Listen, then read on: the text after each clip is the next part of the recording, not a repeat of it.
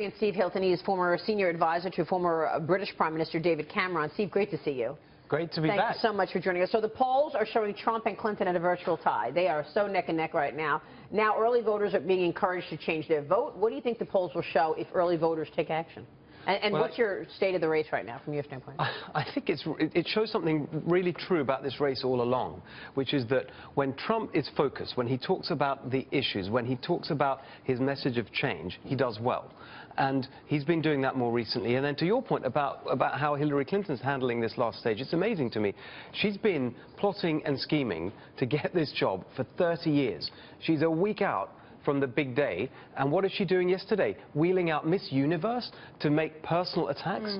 She has got no positive message about the change that she wants to bring and how she's going to help people's lives. It's all about attacking Donald Trump. And Which is why I keep asking all our guests, what is her vision? What is her economic plan? I don't know. Well, they're trying to take him off message, is what they're trying to do. With the advertisement, with the Billy Bush tape, they're trying to make him pivot to that. It should be about bigger things than that. And I think to his credit, I thought what Trump was doing yesterday with Pence, I thought it was a really excellent event, focusing on Obamacare, something real that affects real people.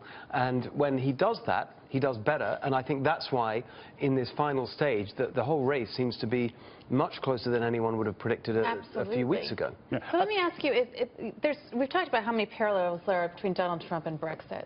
What do you think the key to Brexit success was that would give some kind of an indicator to what's happening here? I think there's two really big points that we need to think about. One is the underlying reasons that there are so many people who are disillusioned and fed up with the political class, with the whole system, and want some kind of really big disruptive change. You saw that with Brexit. Here you see it with the fact that for many years now, and this is not even a partisan point, if you look at the income statistics, half of all Americans earn less today than 16 years ago. That's right. So they've had 8 years of Bush, 8 years of Obama, and their income is lower. There's still not any fed up with everything.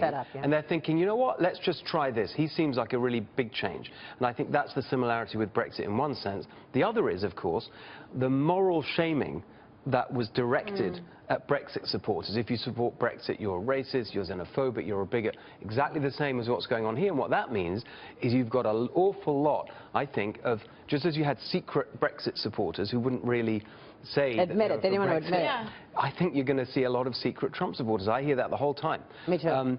And that's why I think there's a really close parallel. You also see it with the markets. I mean, look at when the polls tighten and the markets, of course, the insiders and those who kind of find the continuity of a Clinton presidency reassuring because they kind of know what's going to happen, i.e. more of the same.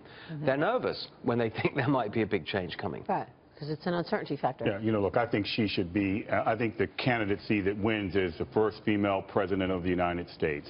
One who's ready to lead immediately with all of her, her lengthy resume, Secretary of State, her husband presiding over an economic expansion. All of those would be optimistic messages, and I would think that would have changed the tone as opposed to being negative and attacking the idea of change, because it seems like the similarity between Brexit and this election is change. It's not working. Let's have a radical change to shake things up. And I think the use of the word radical is really important. It's not just any old change. It's like we're really angry with what's been going on. We've really been let down by politicians all across the board, and we want to really shake things up.